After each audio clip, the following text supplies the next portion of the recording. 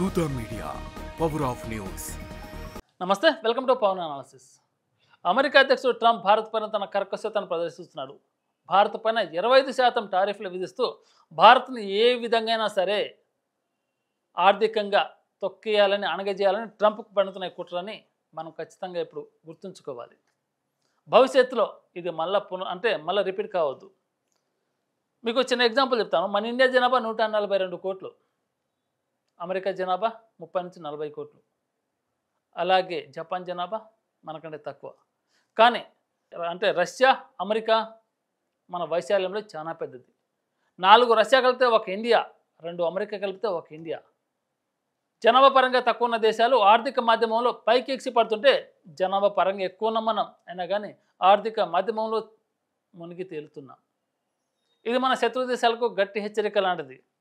America అధ్యక్షుడు Trump గట్టిగా చెప్పకనే చెప్తున్నాడు, భారత్ను ఏ విధంగా సరే ఆర్థికంగా అణగదొక్కాలి. 25% రీసెంట్గా ఒక ప్రెస్ మీట్ అమెరికా అధ్యక్షుడు ట్రంప్ అమెరికా విలేకరు అడిగిన ప్రశ్నకు సమాధానించాడు.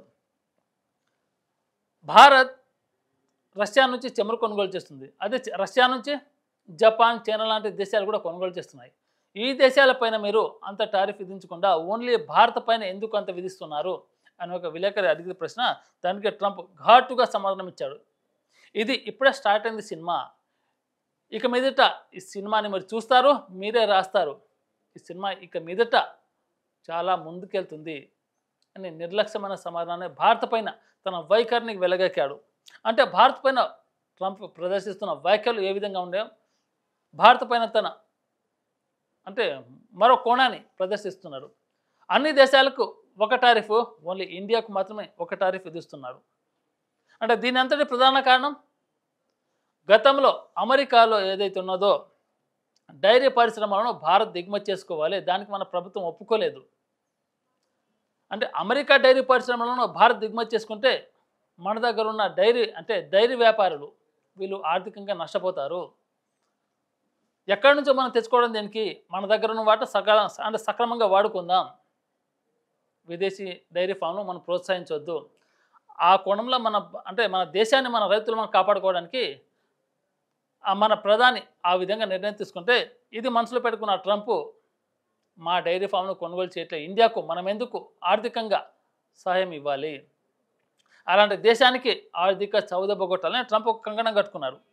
ఇక్కడ మనం ఒక కీలక అంశం చూసుకోవాలి. రేపు ఆగస్టు 15 తర్వాత మొన్న రీసెంట్గా జరిగిన వారణాసిలో జాతిని ఉద్దేశించి ప్రధాని మోదీ గారు ఒక కీలక సందేశాన్ని ఇచ్చారు. టోటల్ ఇండియాకు ప్రతి ఒక్క పౌరుడికి విదేశీ వస్తువులను బహిష్కరించండి. అమెరికా కావచ్చు, చైనా కావచ్చు, జపాన్ కావచ్చు, పాకిస్తాన్ కావచ్చు, ఏ దేశం వస్తువునైనా కొనకండి. దయచేసి స్వదేశంలో తయారు చేసిన వస్తువులను మాత్రమే కొనండి. అప్పుడు మీరు జాతి గౌరవాన్ని, జాతి ఉన్నతిని, మన దేశ సమగ్రతను కాపాడిన వాళ్ళు అవుతారు.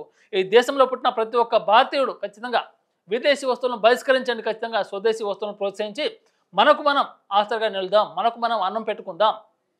బయట నుంచి మనం దిగుమతి చేసుకొని ఇక్కడ మనం కొనుక్కొని వాళ్ళు వ్యాపారం చేసుకుంటే బయట దేశమాడు బాగుపడతాడు, కానీ మనం ఇక్కడ ఆర్థిక మాధ్యమంలో చిక్కుకుంటాం. అలాంటి జరగకుండా ఖచ్చితంగా విదేశీ వస్తువులను బహిష్కరించాలి.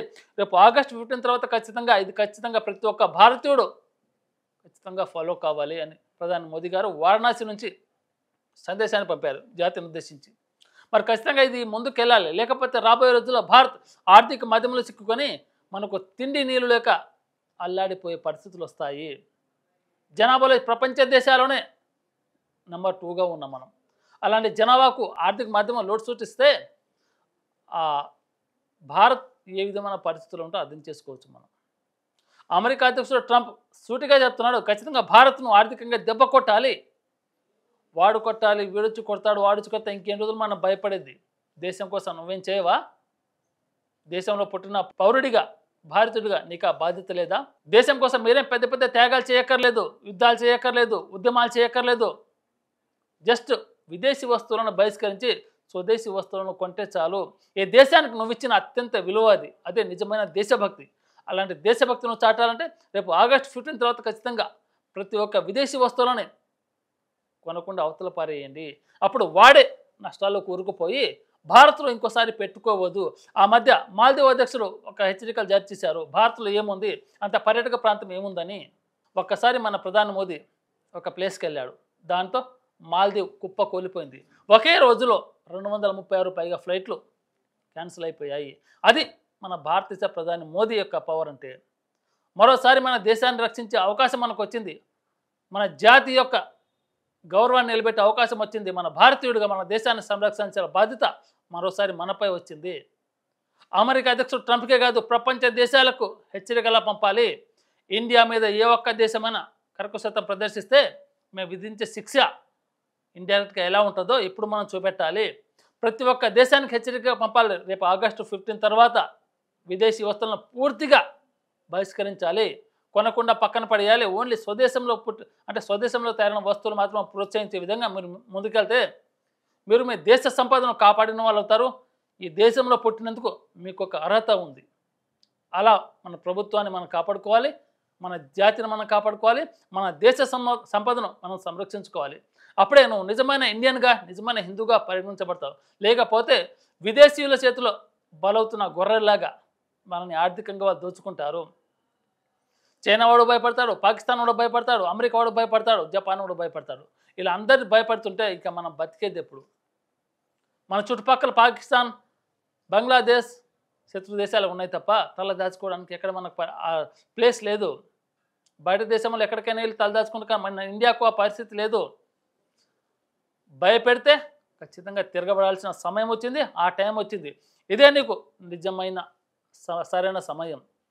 దేశ సంపదను కాపాడుకో, విదేశీ వాళ్ళకి హెచ్చరికలా. అప్పుడే నువ్వు నిజమైన భారతీయుడిగా, నిజమైన పౌరుడిగా జాతికి ఇచ్చే నిజమైన గౌరవం ఇది. ఒకటే నినాదం, విదేశీ వస్తువులను బహిష్కరించండి, స్వదేశీ వస్తువులు మాత్రమే కొనండి. మన జాతి సంపదను, జాతి ఔన్నత్యాన్ని కాపాడుకుందాం. జై Hind. For more updates, please subscribe Dutta Media.